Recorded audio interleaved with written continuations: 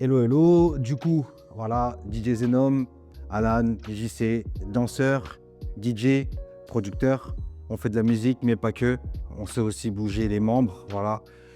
Origine, bah, Guadeloupe, Martinique, avec une petite partie d'Italie et d'Inde. Voilà, pour ceux qui connaissent le côté batasse indien. Car oui, on a un côté indien en Guadeloupe, et pas que. Et voilà, la petite touche hors outre-mer italienne qui est venue agrémenter ce mix que tu as devant toi.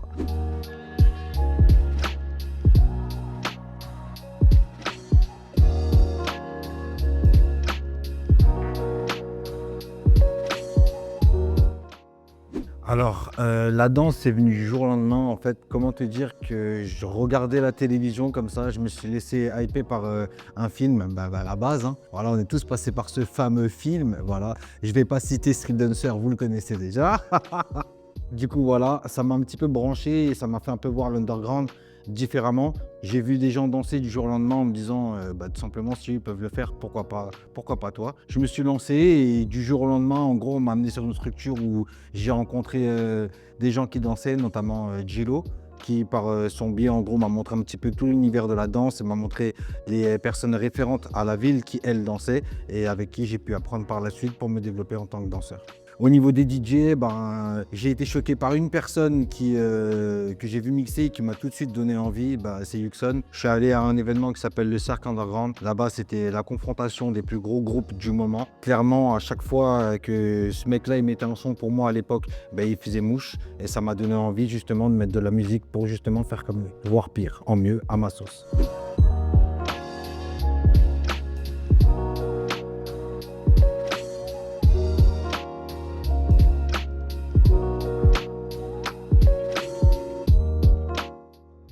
Ben, je pense que déjà pour faire rayonner les Antilles, il faudrait que, en ce qui me concerne, j'arrive à me faire rayonner moi-même, dans le sens où je suis ce que je suis, mais je sais aussi d'où je viens. Et si ce que je suis rayonne, ce que je représente rayonnera tout autant en fait. Si demain, en gros, je pète, c'est toute la communauté qui pète. Là d'où je viens aux Antilles, parce que voilà, je viens de 3 endroits différents en Guadeloupe et pour un endroit en Martinique.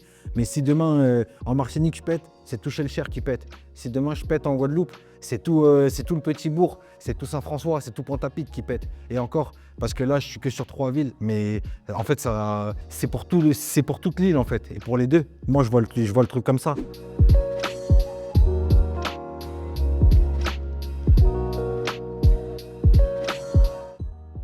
Alors, comment mes racines se mêlent-elles à ma vie quotidienne? J'ai envie de te dire, c'est dans l'ADN en fait. Tu sais d'où tu viens, tu représentes ce que tu es ou ce qu'on t'a légué. Au fil du temps, quand tu grandis, ce qu'il y a autour de toi t'inspire et te permet de t'auto-développer. Je pense qu'à travers mes racines et ce que mes parents ont su m'inculquer de par nos racines qui viennent de 2 îles différentes mais qui au final se ressemblent, j'ai eu cette passion pour la musique, comme n'importe quel Antillais et tout. J'ai énormément de cousins qui sont dans le mix, qui ont rappé depuis là-bas, et cetera et tout, que j'ai vu faire et qui m'ont donné envie. Et par la suite, je me suis dit pourquoi pas te lancer, lance-toi. J'ai rencontré Oz Black Alicious pour l'anecdote, parce que peu de gens le savent ça, qui lui m'a donné une fois l'opportunité de mixer en me faisant pleinement confiance. Il m'a laissé carte blanche. J'y suis allé et à la seconde où l'événement était terminé, c'est là que mon standing, d'entre parenthèses, si on peut dire ça comme ça, a commencé en tant que DJ.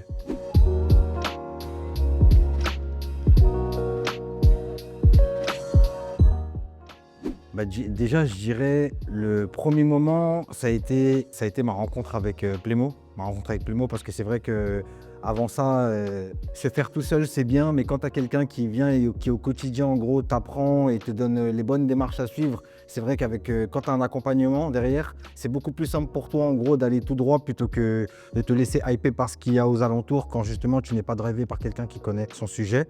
Ça serait le premier moment. Le deuxième moment, le deuxième moment, carrément, je pourrais même pas te dire, je pense à tellement de choses en même temps, mais le deuxième moment, je te dirais, la première fois où j'ai dû vraiment aller au charbon avec mon équipe, en fait, tu vois. Ça a été le moment le plus marquant pour moi parce que voilà, je rentrais dans le bain, je savais pas comment faire, et cetera et tout. Et c'est vrai qu'avoir des gens qui comptent sur toi quand toi tu commences quelque chose, tu te sens pas forcément au meilleur de ta forme, mais le sentiment d'avoir, du support, des fois, ça te permet d'aller plus loin que ce que tu peux proposer et même de te transcender, tu vois? Donc du coup, la première fois où j'ai reçu cette pression-là, en fait, ça m'a permis de me dépasser. Donc du coup, ça, ce serait le deuxième moment. Et le troisième moment, bah, c'est le moment où tu commences à vraiment voir que ce que tu fais, ça devient sérieux, quand tout le monde commence à t'appeler, que voilà et tout, petit à petit, en gros, ton nom, il résonne un petit peu par-ci, par-là, que les gens, ils te suivent, ils follow ce que tu fais, ils te donnent la force, et cetera et tout. Ça prend une toute autre tournure, si on peut dire ça comme ça. Et du coup, moi, ça m'a choqué parce que venant de là où je venais, je me suis jamais dit un jour que je serais amené à faire ce genre de choses. Et ça m'est tombé dessus. Aujourd'hui, ben, comme on dit, le travail, il finit par payer tôt ou tard, en fait.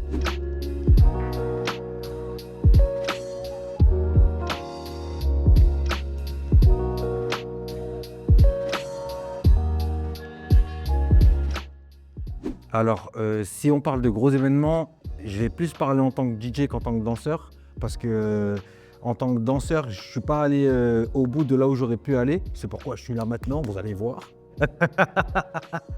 Et du coup, en tant que DJ maintenant, ça a commencé dès lors où, j'ai fait ma rencontre avec, Canon et qui m'a proposé de mixer au Fusion.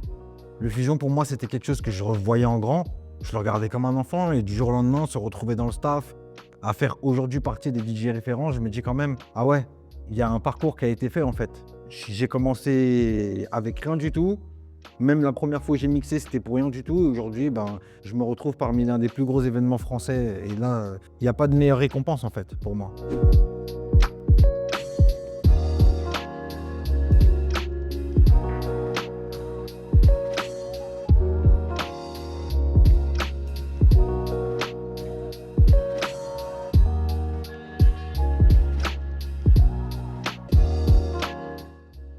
Bah, en fait, déjà, faut savoir que l'inspiration, elle est partout, selon moi.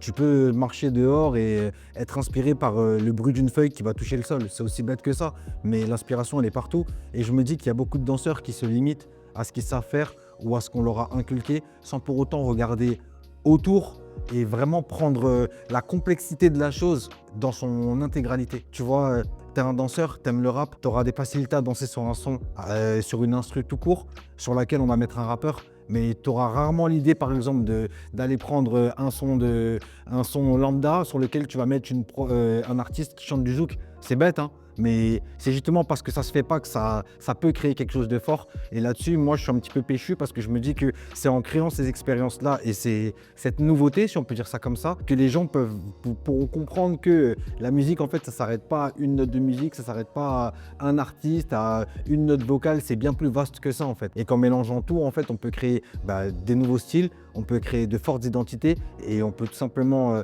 avoir ce côté identitaire en fait que tout le monde cherche à avoir aujourd'hui, car l'identité ça fait la personne. Et aujourd'hui, il y en a beaucoup qui, de par manque d'identité, se servent partout sans pour autant savoir qui ils sont eux-mêmes vraiment.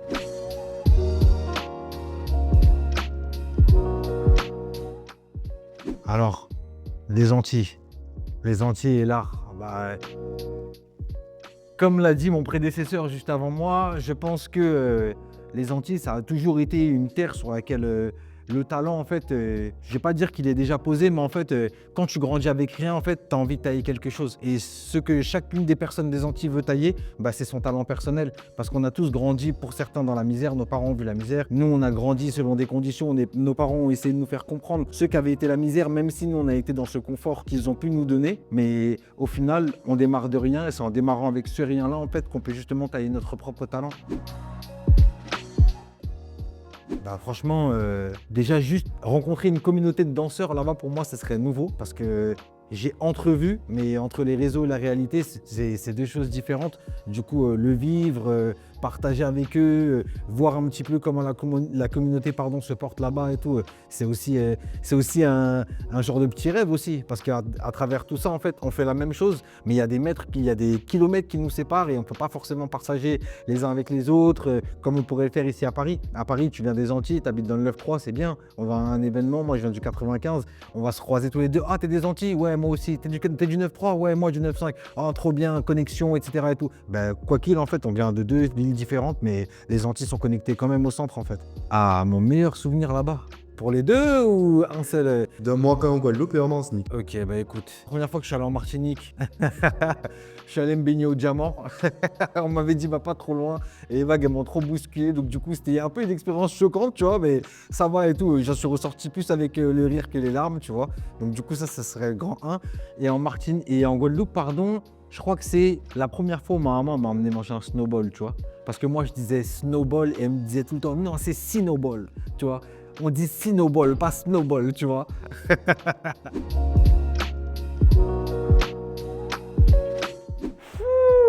Là, par contre, là, c'est compliqué, là. Ah, c'est compliqué, là. Oh, un top 3. Ok, alors attends, un bon top 3. Je vais pas dire Colombo parce que le combo c'est trop la base, tu vois. Donc du coup, vas-y. Celui-là, on le met entre parenthèses parce qu'on sait que tout le monde va le prendre. Je vais te dire déjà un truc que je kiffe, le dombré crevette. Déjà, ça c'est la base. Dombré crevette. Oh là là, dombré crame crevette, tout ce que tu veux. Dombré. À partir du moment où il y a dombré, que ce soit dombré pois rouge, dombré crevette, dombré crame, dombré lambi, tout ce que tu veux, je mange ça. Je fuck pas avec ça, c'est trop bon. T'as ça. T'as quoi d'autre encore que j'aime bien? Alors là, bon, ça c'est une petite... j'aime bien les acras, mais je préfère les féroces, voilà. Ceux qui ont la référence sauront de quoi je parle, hein, voilà. Les féroces, c'est ma cam. Et un dernier truc comme ça et tout, allez, juste pour le kiff, comme ça et tout, un truc que j'aime bien. Allez, je vais même pas dire le mot kiff, c'est trop communautariste, tu vois. Allez, serre-moi un petit plat bien, là. J'en ai plus. J'en ai plus. Là, il y a trop de trucs, là. Désolé, maman, papa, là, il y a trop de trucs qui se passent, là.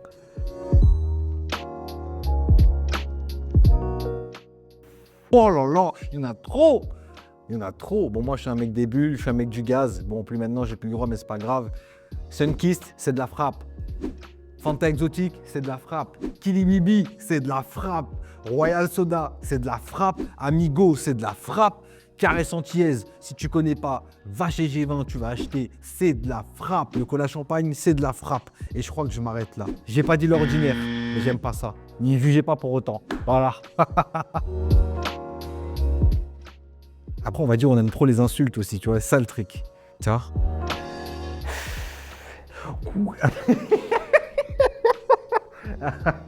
Il y a un truc en France qui s'appelle le kouign-amann, tu vois, mais voilà. Aux Antilles, on dit ça différemment, tu vois. Donc, on va dire kouign-amann, tu vois. Vous le foutrez à la vidéo, ça, comme ça, tu vois, vas-y, je crois qu'il n'y aura pas de problème. Le kouign-amann, c'est bien ça.